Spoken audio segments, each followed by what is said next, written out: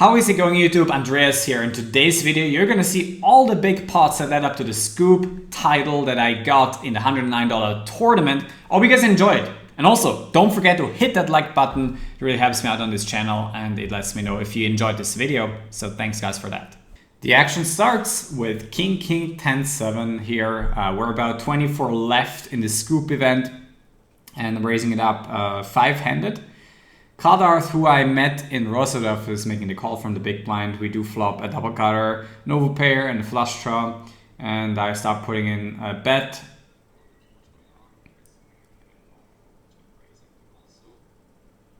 And he is gonna make the check call. On the turn, there's a double flush draw board, so there's certainly a lot of protection needed. And I went ahead and bet. I'm not quite sure whether that's going to be the best play against how he's playing his range. I wasn't really sure how many top sets Kadarth was going to check raise on the flop, and then how many he was going to check call the flop with, and then check raise the turn with. So the more check raises he has on the turn here, the worse my bet gets, and we head onto the river where I luckily make the nuts. He checks over a third time, and of course we're going to be betting here, and I went for rather large sizing. I think about 2/3 if I remember correctly, roughly that. And he goes into the tank and yeah, ends up making the call. And I look up his hand and quite afterwards a little bit, and he had top two, which he didn't check raise on the flop, ace queen 9-4, and he hero calls actually with 3-pair, no 10 blocker though. Thinking that I was over bluffing a little bit in that spot, given the line I took. So I wasn't going to end up with a lot of value hands. Just a little bit later we find ace king queen 3 in the NP position. We're just five-handed still, raise it up, and Kadarth again makes the call. We do find ace s5, which is a really good board still.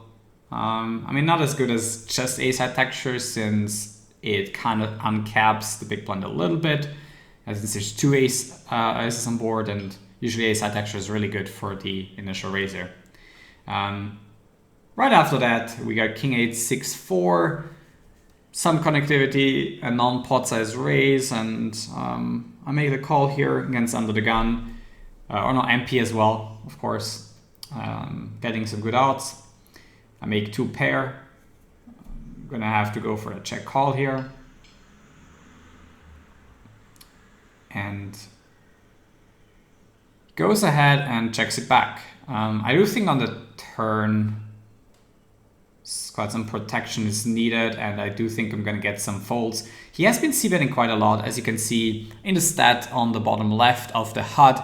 He's been c-betting in position about 80% of the time, which, there's a high c-bet frequency going on in general because the big blind has a weakish range, getting a discount on a lot of boards. We're going to have to check fold with high frequency. That's why, putting out a small c-bet is incentivized. River is kind of bad. It completes queen 9 and ace queen. And yeah, we don't want to see a bet here. But he goes and checks, and we win the 2 million pot, going to 10.4 million in chips, which is obviously quite awesome as we take over the chiplet, at least on this table. Losing about 1 million chips, just in like one small pot or so. That was not important. Ended up cold calling king jack 5 here against the min raise from a PLO 500 regular, I think. And Kadarth also still in the hand. He fires third. Gonna do just calling, I guess, with all of our hands on king 9-9 specifically. That's because, I mean, in terms of kings, I'm still going to squeeze some of the time with, some of the stronger versions facing min raise and a flat call. So, also, obviously, aces is still a thing. He's going to have more of that. I'm going for the check call, check raise. And I do think he just had a bluff, given he was actually betting the river and then folding very quickly to a raise, not even considering a call, or just, I don't know what value bet would want to bet 2/3 and then fold to a raise super quickly and not even considering it. Maybe ended up with a straight. Probably don't think so.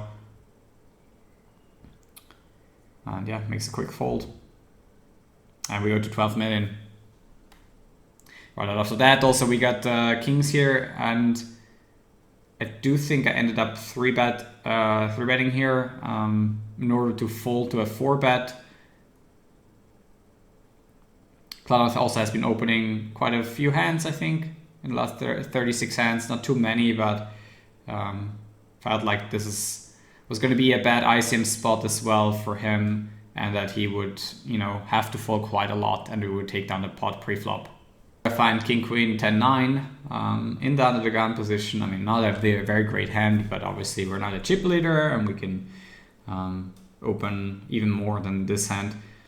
Ended up c-betting against I still would think wider flat call, even though I did have the chip lead now.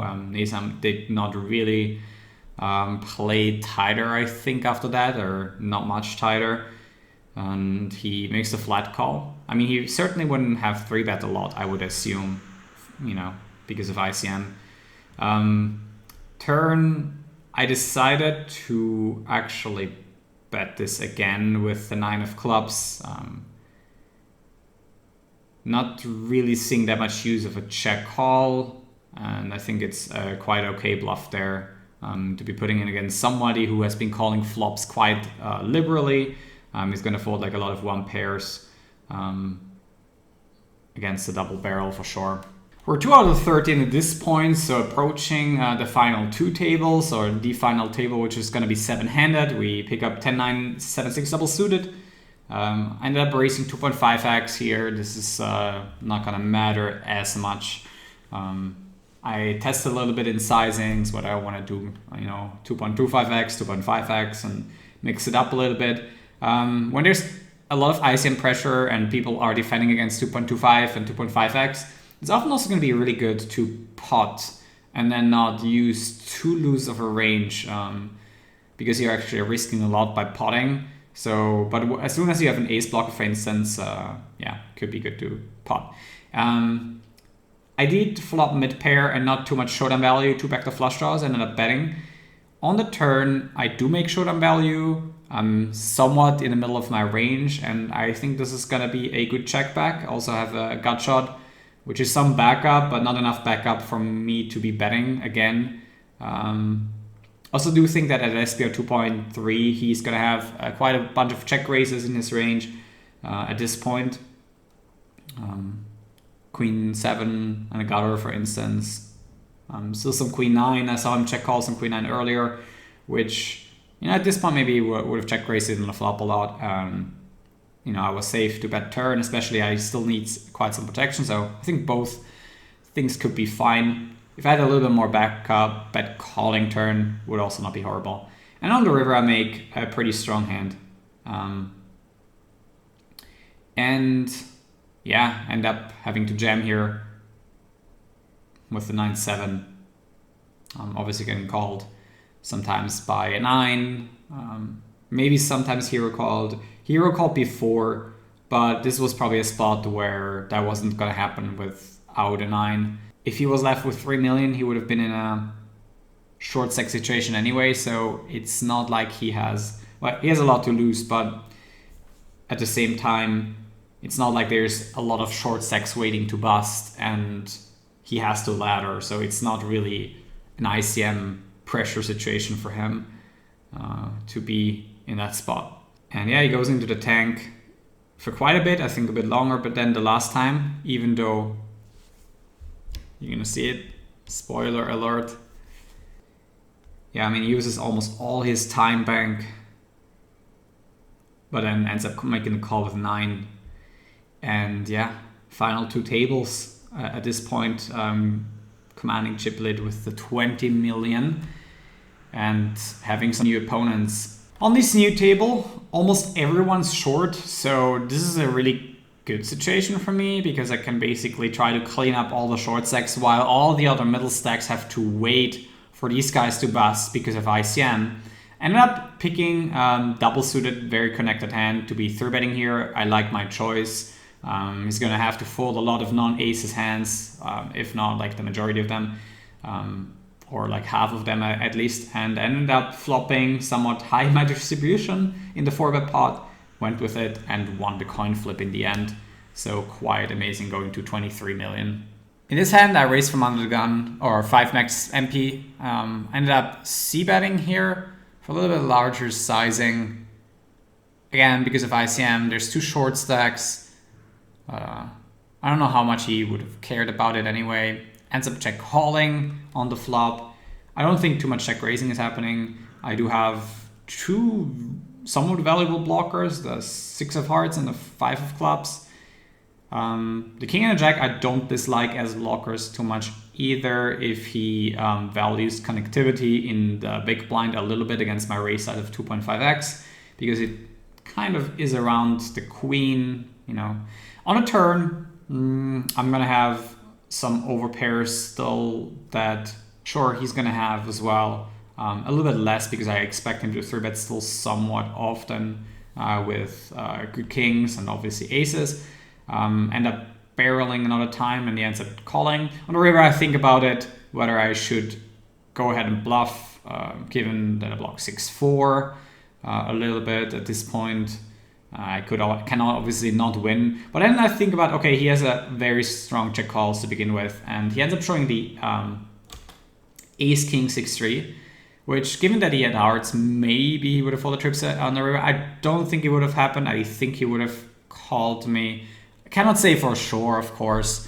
You know, he also blocks a 6, so I think that's not gonna fold. I would assume. Everything basically goes super well. And then we have 28 million here in chips. We're 1 out of 8. Facing another mint raise. And we have queen 10, 7, 6, easy call in the big blind. We do flop 2 pair, bottom 2 pair. At this point, sure, we could be drawing that. We have an SP of 4. We need a lot of protection. And he actually goes in and checks behind. And I think about my sizing on a turn. I have 3 pair and some backup. End up making a non-pot. I didn't want to really pot because that would kind of commit myself. And if he actually check back raises turn against the pot as bet, I would have expected some slow plays in this range and then just be, I mean, I would have had committed myself with that sizing, which I didn't necessarily want to do. So I went for a small sizing, which also invites like some weaker peels, which I think with king 8-5, that's what he had, if I remember correctly, was on the weaker end, open ender, and a pair of kings. I mean, he could bluff some rivers technically, but yeah, I do think open end and straight draw there a little bit weaker. But of course, I could have had a lot of bluffs as well. I could have had some showdown value with his kings as well. Just after that, I pick up ace king, jack 3. In the small blind, wasn't gonna fold. He was jamming ace jack 10 something, deuce I think, before for a few blinds and at 16 big blind stack depth. Basically pot calling here with all my hands. Maybe very, very infractional folding. I flop a pair, and that's all I need here on this flop. SPR 2, 7-3 deuce rainbow. Unless he has a 7 or better, I don't think he is gonna get in the money. Also don't like, but if he does, he's not gonna fold. Just has to get in the money and you know, hope for the best basically. He does shove. He has a 7. He is ahead. I got 32% still, and luck out and go to 33 million, and that is the final table. I end up defending versus O'Connell, who pots before the flop. I have jack 5, 7 double suited, and decide to stop and go some flops. Not this one. I think here it makes also some sense to just check and still get it in against the bet. I still wanted him to potentially third click some stuff with blockers because there was a flush draw board. And I do think, however, on average, I'm going to have too much equity to consider folding that one. And unfortunately, he had aces and was a bit ahead. And I didn't manage to win this one and go down to 27 million again. Just a little bit later, I find myself with pocket jacks, or pocket jacks. Well, it's PLO.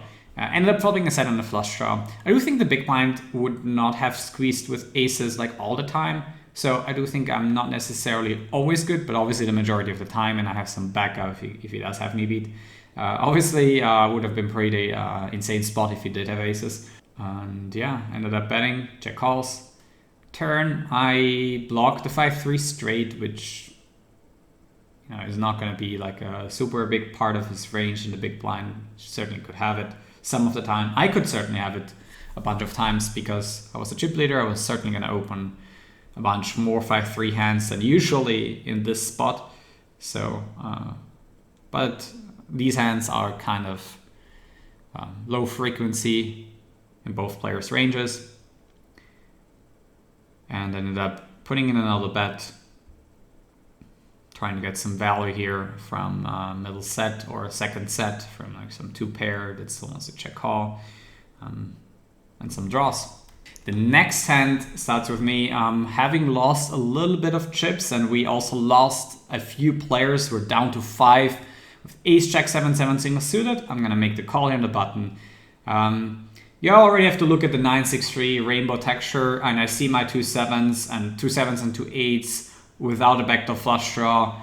I do wanna still bet a lot of the times here, I think, against a MP raise. Taking a step here, especially with some ICM pressure going on.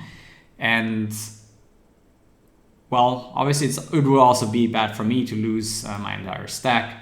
I do turn a quite good card because I can continue basically representing the hands, or having a high EV bet, I think, is going to be the better thought here with the 7s, blocking the straights. He's also going to have a lot of overpairs that now need to pick up some additional equity in order to check call again. So for example, if he has kings and clubs, queens and clubs, aces and clubs, something like that, he can check call those hands again. And then at the same time, if he check calls those hands, then I'm going to have maybe quite a high EV bet on the river as well. Given that I obviously don't have any showdown value, I already plan to go for 3 on a bunch of rivers, and then also changing bet size a little bit based on the river. On the 8th river, I thought that he was somewhat inelastic to sizing, so if he did have a straight, he was going to call, and if he did not, chances were on the lower end that he was. So I ended up going for a half pot sizing. Also, a lot of my semi bluffs that include the 7s will make the straight at this point. If I had 8s, I would have made a set, and yeah, that would have made me some showdown value as well. So he's gonna probably call straight or better here, and if he did not have it, we're gonna see it in the replay as well. There's gonna be replays for this event. I do think he would end up folding. Would surprise me if he folded like some weird second nut straight there, or third nut straight, better said, because 10-7 was still the nuts. But I think that was not the case, and he mostly has kings and clubs and those type of hands, if I had to guess. A little bit later, we face our common suspects again. What we've got in the big blind now, having almost the same stack size, and O'Connell flag calling me one more time. Here, bottom set in general. This is the type of hands in a cash game that I want to pot in my checking range, especially with no backup. Since getting check raised with these kind of hands, especially against the larger stack, would be quite bad. I'm somewhat incentivized though in the short stack scenario versus O'Connell, and gonna get bet in because I'm super ahead of 2-pair. Unfortunately though, he has 2-pair and backup with a flush draw, and he gets it in and wins a pretty big coin flip there, doubling up through me one more time. At this point, I think mostly No Limit Hold'em reg, but also PLO. He played quite a few PLO tournaments, I think. Guy from Sweden is now chip leader. And he ends up, raising a lot of hands, putting pressure on other people, having the chip lead here. And this is what happens here as well. He steps turn for almost pot after I check back the flop. I did have a quite nice hand to check back and then call many turns. For example, this one here. And on the river, I think I was going to call mostly, even not blocking an 8 or 9 because of his bet frequencies all across the board. And me still being somewhat high up in my range, given that I have a lot of draws in this texture. And he ends up having actually a better hand that he wasn't value betting, which was the 10 deuce, which I think, was still, a good play. He doesn't have to value bet like every single hand that's better than my hand. Maybe you could have sized down a little bit, block bet or some. And you can see also a little bit of the footage, what was happening in those smaller pots. He was basically raising like almost every small blind. I would say like 60, 70, 80%. And just also firing big on flops and turns, especially once I was checking back. Quite a bad situation for me to be in here with, 2 short stacks around, or 2 somewhat shorter stacks. So not so good to be having to ladder here. Just a little bit later, we lose 1 player and we pick up King 8, 7, 7 double suited against a 10 big blind stack. I thought that it was a good spot to put the money in against 10 big blinds. I benefit a lot from busting him out. I'm not in a good situation if, he's still around, and I just try to go for it. And I do win a coin flip here, which is awesome. And we're 3-handed, which at that point, we end up making a deal, playing for $5,000 still for first. So locking up about $40,000 roughly at this point, being 3-handed. Also not much negotiating, I think, in the deal. I also don't think it's necessary or it's possible on stars anymore the way it used to be. You cannot really do that anymore. So yeah, we end up making a quick deal against a PLO regular also on the left, and as that what we've got Swedish regular at the high stakes MTTs. I mean, he's been playing, I think he's got like about 3 million in cashes, so certainly not willing to go into that variance with these 2 players of having to play for $20,000, $30,000 when I can basically deal at this point. If it was more money, surprisingly, I think I would have tend to not deal. I'm wanting to play it out, but for exactly that much money, it's better for me since I'm going to be more rolled for certain kind of games in the future. Just a little bit more rolled, and these kind of amounts at the 20, 30, 40, 50,000 mark matter more than if it wasn't more, because at some point it doesn't matter anymore, because then you're rolled for the games that you want to play. So to just reveal a little bit of deal considerations. Might sound a little bit weird, but that's how it is. And we ended up making that deal 3-handed. We're 3-handed here. I won a little bit of chips and ended up with ace, king, king, jack. Definitely 4-betting here at the stack depth of 50 blinds against O'Connell, re-stealing. We flopped the nuts. I mean, not really. Like, I could have had better hands as the 4-better. I could have had top set and not flush draw, or just top set, which I think was going to have more equity against his non-flush draw hands, which, like, if he had a flush draw, he would have obviously ended up calling anyway. But he actually ends up folding here to the all-in. I think he goes into a little bit of a tank, trying to figure out whether he has the, how much does he need? 8 into 44 or 52. Like, he needs about 15%, I think. And he ends up deciding that he does not have that, and down to 8 million in chips, which is about 80 big blinds. So I end up heads up with what I've got after he knocks out O'Connell, and I got 9, 8, 7, 6 single suited. I actually ended up folding quite a lot of hands heads up. I had some deuce 3, deuce 4 type of hands that I didn't want to play. Flopping a flush draw and some backdoor straight draws with 9 high. Ended up check raising versus a c-bet.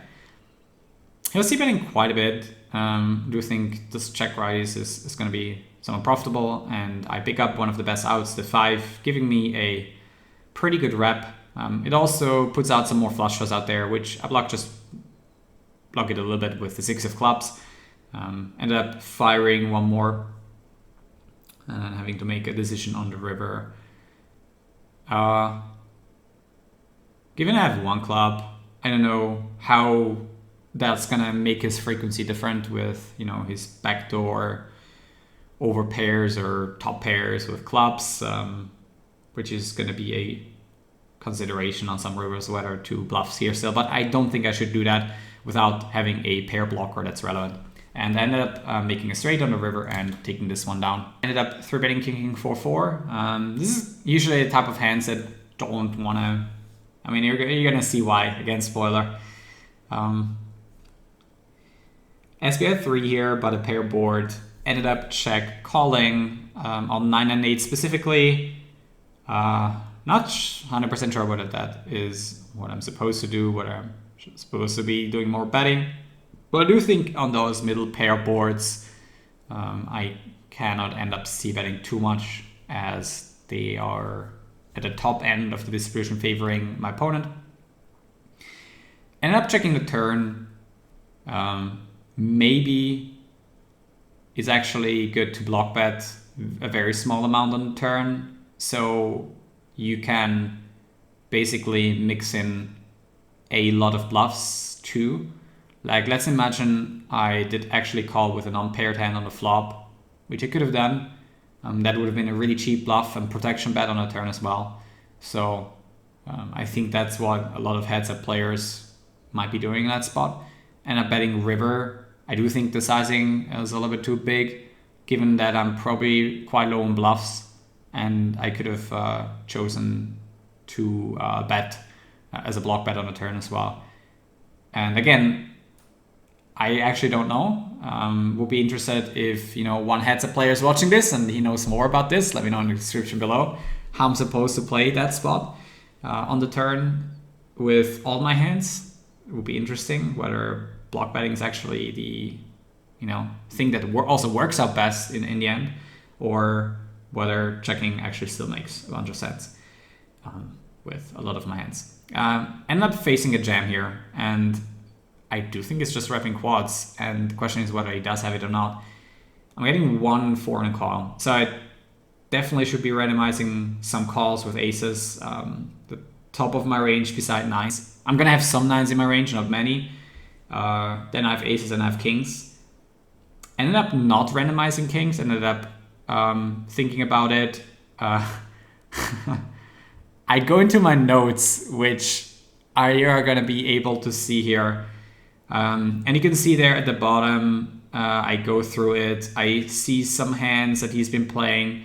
And there's like one hand where he had king, queen of hearts on 8-3 deuce, hearts, hearts. Turn was the 5 of hearts, river was the 4 of hearts. And then I think he checked back turn, raised the river versus stab, and then ended up calling a 3-bet shove by a UK player who was apparently bluffing the 7 of hearts, straight flush blocker. And I think taking this line there makes him more weighted towards a 9 here, and he doesn't bet a 9 as much as the money in this low SPR turn can go in anyway if I end up betting the river. And he also check called nuts twice in an ICM spot.